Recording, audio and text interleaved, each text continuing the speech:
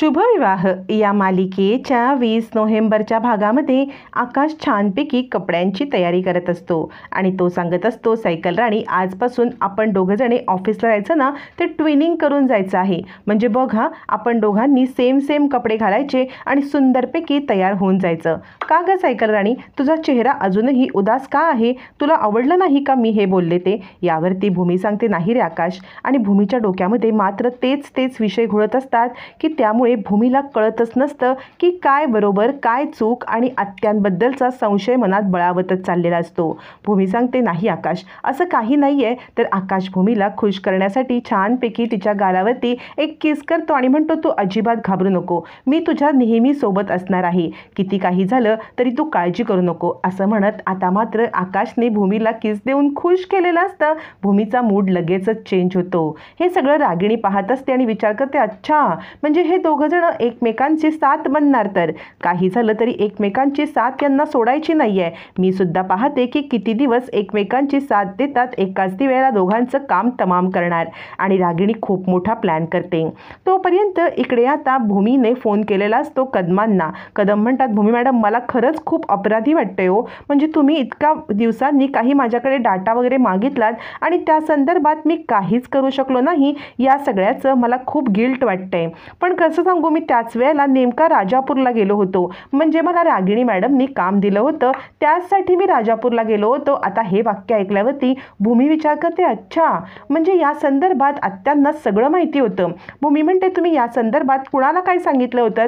त्यावरती कदम सांगतात, फार कुणाला नाही, पण रागिणी मॅडमना मी सांगितलं होतं आणि त्यांनी मला राजापूरला पाठवलं. आता भूमीला एक कळत पुरावे मिळायला लागतात. तोपर्यंत भूमी आणि आकाश या दोघांचा काटा काढण्यासाठी रागिणीने पुढचा गेम केलेला असतो. रागिणी आता सांगत असते, आई, हे बघ, या दोघांना आपण काहीही झालं तरी सुद्धा बाहेर पाठवूया फिरायला, कारण ना लग्न झाल्यापासून ते दोघंजण घरातच आहेत बिचारे. यावरती आजी म्हणते, अगं, पण आत्ता घरातलं वातावरण काय आहे? ते दोघंजण बाहेर जाण्यासाठी तयार होतील का? यावरती रागिणी सांगते, हे बघ, मला असं वाटतंय आपले दोघं तयार होणार नाहीत, पण आपल्याला कळतंय की नाही, आपल्याला कळतंय की या दोघांना प्रायव्हसीची गरज आहे. जरा बाहेर पडले ना तर दोघांना सुद्धा मनामधले सगळे विचार त्यांच्या निघून जातील आणि आता खूप मोठा त्यांना प्रायव्हसीसुद्धा मिळेल. मला वाटते आकाशच्या हेल्थसाठी पण हे चांगलं आहे. यावरती आजी म्हणते, रागिणी, खरंच तू किती ग काळजी करतेस त्या दोघांची. मला तुझं खूप कौतुक वाटतं रागिणी. म्हणजे तू इतका दोघांचा विचार करतेस ना, तितका विचार कोणीच करू शकत नाही. रागिणी म्हणते, ठरलं ना, मग तू परवानगी दिलेस ना, आत्ता मी परवानगी तू दिलेली आहेस, तर लगेच ताबडतोब दोघांचं बुकिंग करते आणि ताबडतोब दोघांना फिरायला पाठवते. असं म्हणत आता मात्र रागिणीने खूप मोठा डाव साधलेला असतो. त्यावेळेला भूमी आणि आकाश दोघंजण देवाची प्रार्थना करत असतात आणि तिथून ऑफिसला निघणार असतात. तेवढ्यातच ड्रायव्हर कारची चावी घेऊन येतो आणि रागिणी विचार करते, काहीतरी गडबड आहे. आणि रागिणी त्या ड्रायव्हरला तोंडानेच दोघांकडे काहीही न बोलण्याची खूण करते. ड्रायव्हर आता कारची चावी देतो. त्या कारच्या चावीला सिव्हिल हॉस्पिटलचा टॅग असतो. रागिणीला कळतं, म्हणजे भूमी सिव्हिल हॉस्पिटलला गेले. सिटी हॉस्पिटलमधून रघु आकांना बहुतेक सिव्हिलला हलवलंय हे आता रागिणीला समजतं आणि त्यामुळे रागिणी पुढचा डाव करते. पण मूर्ख रागिणीला माहीत नसतं की कारला सिटी हॉस्पिटलचा टॅग ठेवणं हा सुद्धा भूमीचा एक प्लॅन असतो आणि भूमीच्या प्लॅनमध्ये रागिणी अचूक अडकलेली असते.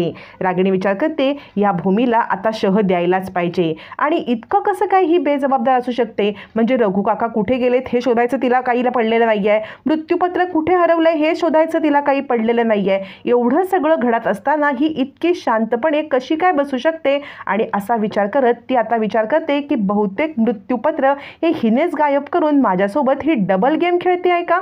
असा विचार करत रागिणी आता भूमीवरती संशय घ्यायला लागते. आणि त्याच वेळेला ती भूमीला म्हणते, भूमी, तू ऑफिसला निघालीस का? मला असं वाटतंय आपण त्या मृत्यूपत्राचा शोध घ्यायला पाहिजे. तुला याच्याबद्दल काही समजलं का? भूमी म्हणते, नाही त्या मला त्या मृत्यूपत्राबद्दल फार काही समजलेलं नाही आहे, पण समजल्यावरती मी तुम्हाला नक्की सांगेन. मग भूमी ऑफिसला गेल्यावरती पौर्णिमा येते आणि रागिणी म्हणते, बघितलंस तुझी ही बहीण किती चालू आहे ती? यावरती पौर्णिमा म्हणते, अहो, तुम्हाला आत्ता कळलं असेल, पण मला आधीपासूनच माहिती आहे ती किती चालू आहे ते. तुम्हाला फक्त तिचा गोड बोलणं दिसतंय. यावरती रागिणी म्हणते, अगं, मृत्यूपत्रात स्वतःचं इतकं मोठं हरवलंय तिच्या विरुद्धचा, म्हणजे तिच्या नावात सगळी प्रॉपर्टी आहे, हा पुरावा आहे मृत्यूपत्र, तो पुरावा सापडत नाहीये, तरी सुद्धा ती शांत किती बघितलेस तू? मला तर खूप मोठं काळं बेरं वाटतंय. या सगळ्यामध्ये मला खूप मोठा संशय येतोय. पौर्णिमा म्हणते म्हणजे काय? रागिणी म्हणते ते तुला इतक्यात नाही सांगणार, माझा प्लॅन वर्कआउट होऊ दे, त्यानंतरच तुझ्यापर्यंत हे सत्य पोहोचेल. असं म्हणत आता ती पौर्णिमाला पण काहीही न सांगता फोन फिरवते आणि सांगते की रघुचा लवकरात लवकर खात्मा करायचा आहे. रघु जिवंत राहता कामा नये, कारण यानंतर तुम्हाला दुसरं मोठं काम करायचं आहे. रागिणीने अचूक डाव साधलेला असतो. इकडे आकाश ऑफिसला आलेला असतो आणि भूमीच्या डोक्यातून तोच म्हणजे रागिणी आत्यावरचा संशय काही जाता जात नसतो. आणि तितक्यात राजा काका येतात. राजा काका म्हणतात, भूमी तू ज्याप्रमाणे सांगितलेस त्याप्रमाणे सगळी कामं झालेली आहेत. तर आता इकडे आकाश म्हणतो, काय सांगितलं सायकल राणीने? त्यावरती राजा काका म्हणतात, हिने ना तुझ्या बायकोने, हुशार बायकोने आपल्या इथल्या सगळ्या स्टाफचा मेडिक्लेम काढलेला आहे. आकाश म्हणतो म्हणजे काय असतं? त्यावरती भूमी सांगते, म्हणजे आपलं माणूस आपल्याला सोडून कधीही जाऊ शकतं. घरातला कर्ता पुरुष केला तर बाकीच्या माणसांनी कसं जगायचं किंवा कसं वावरायचं यासाठी हा मेडिक्लेम असतो. अचानक एखादी व्यक्ती गेली तर तिच्या नावाने भरलेले पैसे जास्त प्रमाणात परत मिळतात आणि तिच्या कुटुंबाला मदत होते. यावरती आकाश म्हणतो, अच्छा म्हणजे माझे आई बाबा मला सोडून अचानकपणे निघून गेले तसं का? सायकल राणी, मला असं वाटतंय आपण ना या सगळ्यामध्ये या योजनेला माझ्या आईबाबांचं नाव देऊया. म्हणजे कसं आहे, माझे आईबाबा मला अचानक सोडून दिले आणि त्यांचं सुद्धा या स्टाफवरती खूप प्रेम होतं ना सायकल राणी, तर मला असं वाटतंय आपण त्यांच्या नावाने ही योजना सुरू करूया आणि मगच त्यांना बरं सुद्धा वाटेल, त्यांच्या आत्म्याला शांती पण मिळेल.